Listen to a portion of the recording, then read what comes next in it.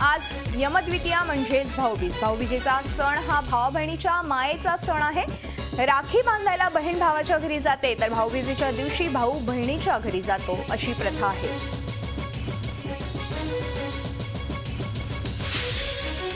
संपूर्ण देशात तेजपर्वाचा उत्साह असताना नेते मंडळी सुद्धा दिवाळी साजरी करतायत. बारामतीमध्ये माजी केंद्रीय मंत्री शरद पवार यांनी दिवाळी साजरी केली आहे. माळेगाव इथल्या गोविंद बाग ह्या निवासस्थानी त्यांनी कुटुंबियांसह पाडव्याचा सण साजरा केला. गेल्या अनेक वर्षांपासून पवारांच्या घरी दिवाळी साजरी करण्याची ही परंपरा आहे. त्यामुळे हजारो कार्यकर्त्यांनी पवारांना भेटून दिवाळीच्या शुभेच्छाही दिल्या.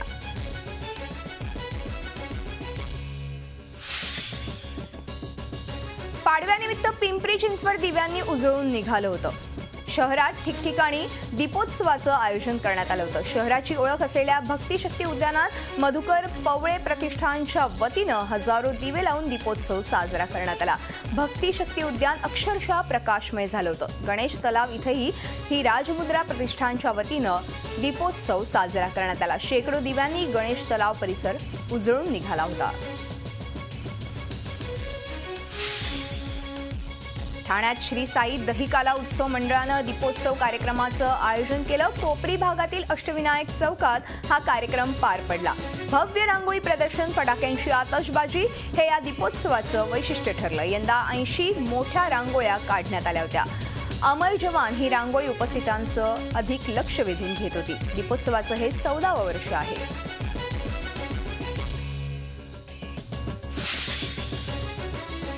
सध्या सर्वत्र दिवाळीची धूम आहे. मात्र ठाण्यातील समाजसेवक नैनेश पाटणकर यांनी सामाजिक बांधिलकी जपत आपला दिवाळीचा सण हा साजरा केलाय, तो अनोख्या पद्धतीने. दरवर्षीप्रमाणे यंदाही त्यांनी सामाजिक संदेश देणारा कंदील बनवलाय आणि त्यांचा हा कंदील घंटाळी नाक्यावर लावण्यात आलाय. या कंदिलातून त्यांनी दुष्काळासह नैसर्गिक आपत्ती, भ्रष्टाचार, सरकारचा नाकर्तेपणा, प्रशासनाचा बेजबाबदारपणा अशा विषयांवर प्रकाश टाकण्याचा प्रयत्न केलाय.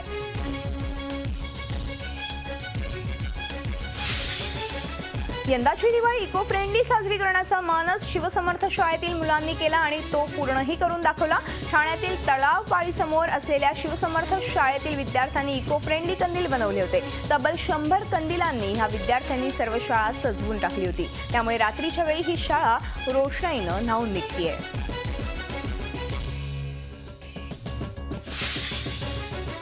पाडव्याच्या मुहूर्तावर कोल्हापूर कृषी उत्पन्न बाजार समितीत नव्या हंगामातील गुळाचा सौदा करण्यात आला. सुरुवातीच्या काळात प्रति क्विंटल 2600 इतका रुपये त्यांना मिळालाय. त्यानंतर तो 2800 रुपयांवर पोहोचलाय. यंदाच्या हंगामात गुळाला मिळालेला हा उच्चांकी दर असला तरी इतर हंगामांच्या तुलनेत तो खूपच कमी आहे. बाजारपेठेत साखरेचे दर खाली आल्यामुळे गुळाला म्हणावा तसा दर मिळालेला नाही. मिळालेल्या दरापेक्षा उत्पादन खर्च जास्त असल्यामुळे ऊस उत्पादक शेतकऱ्यांमध्ये संतापाची भावना आहे.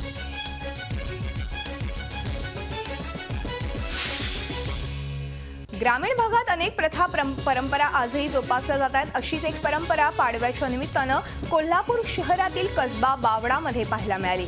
गेल्या अनेक वर्षांपासून कसबा बावड्यातील शेतकरी पाडव्याच्या मुहूर्तावर म्हशींची शर्यत आयोजित करतात आणि ह्या अनोख्या स्पर्धेत भाग घेण्यापूर्वी शेतकरी सकाळी आपल्या म्हशीला आंघोळ घालून तिला सजवून ह्या स्पर्धेत घेऊन येतात. शेतकरी पुढे पळत असतो आणि त्यांच्या पाठोपाठ त्यांची म्हैस धावत असते. ही आगळीवेगळी स्पर्धा पाहण्यासाठी नागरिक मोठ्या प्रमाणावर तिथे गर्दी करतात.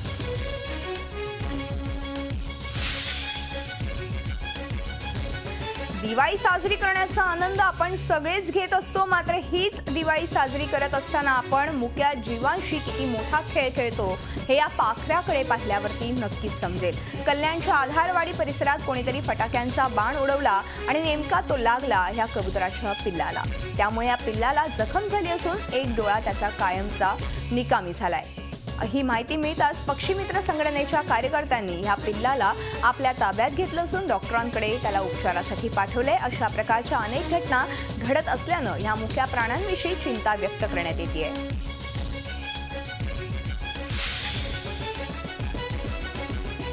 चंद्रपूरमध्ये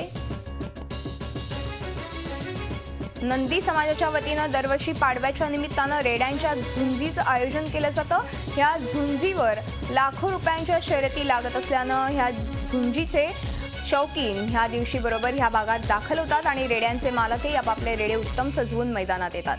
ह्या रेड्यांना धुंद करत झुंजीच्या मैदानात उतरवलं जातं आणि ह्या झुंजीनंतर सारेच फायदा तोट्याचं गणित ह्याच मैदानात सोडून पुढल्या वर्षीचा वादा करत रवाना होतात। मात्र हा प्रकार आपल्या पिढ्यांपासून सुरू होत असल्यानं सांगत रेड्यांना होणाऱ्या जखमा, पैजेची गणितं ह्याकडे दुर्लक्ष करत याला शुद्ध करमणूक म्हणून स्पर्धक विषय झटकतात।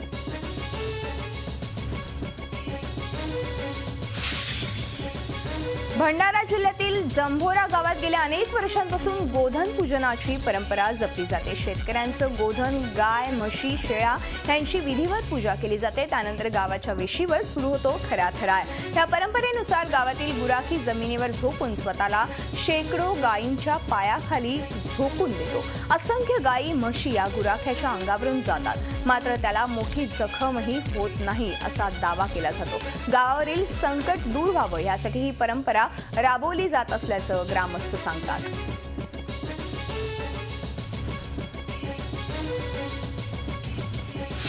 ऐन दिवाळीत तुरडाईचे भाव गगनाला भिडलेले आहेत आणि ठाण्यात शिवसेना आणि पालकमंत्री एकनाथ शिंदे यांनी पुढाकार घेत 3 ठिकाणी स्वस्त तुरडाळ विक्री केंद्राचं उद्घाटनही केलंय।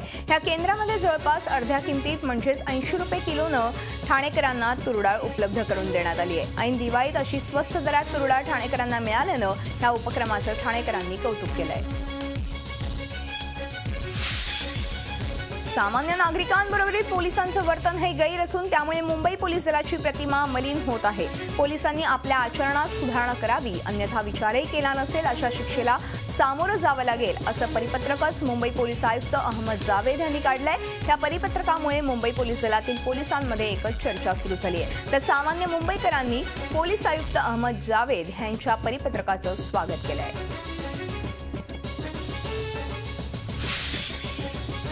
फटाक्यांमुळे लागलेल्या आगीत यवतमाळ एसटी आगारात उभ्या असलेल्या 2 बसेस जळून खाक झाल्यात। या दोन्ही बसेस कचऱ्याच्या ढिगाऱ्यावर उभ्या करण्यात आल्यात। रात्री फटाक्यांच्या आतषबाजीमुळे ह्या कचऱ्याला आग लागली आणि त्यात परिवर्तन आणि सेमी लक्झरी बस जळून खाक झाल्यात। ह्या घटनेवरून आगारातील ढिसाळ कारभार उघडकीस आलाय।